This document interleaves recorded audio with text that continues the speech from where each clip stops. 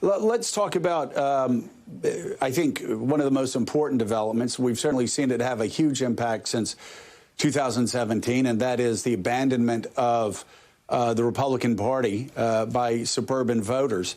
And I think about Pete Sessions' district, a guy I came into Congress with. I think he may have come in '96.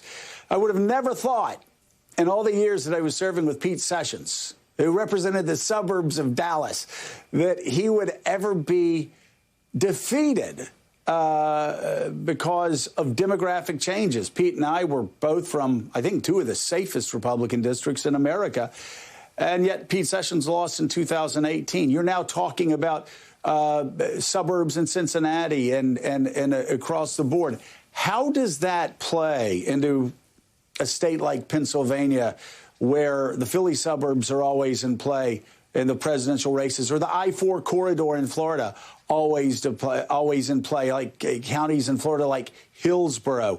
Do you suspect that that's going to make Donald Trump's efforts to win states like Pennsylvania and Florida that much more difficult?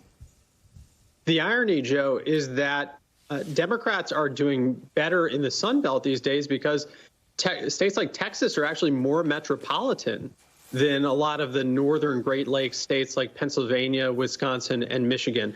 And Pete Sessions' old district in Dallas, that's gone from being competitive in 2018 off the table in 2020. It's so safe for Democrats.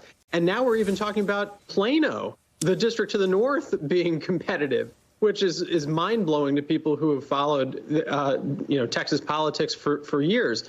But in Pennsylvania and Florida and North Carolina, if you talk to the Trump campaign's data people, what they'll hang their hat on is that the registration gap by party is getting narrower in those states, and that Republicans have actually closed the registration gap. It's fascinating. What's happening is that a lot of the older voters who, for lack of a better term, are exiting the electorate, they are disproportionately registered Democrats who are conservative and voted for Trump in 2016. So, yes, the registration gap is narrowing. Fewer voters are registering to vote this year than did in 2016 because we're in a pandemic.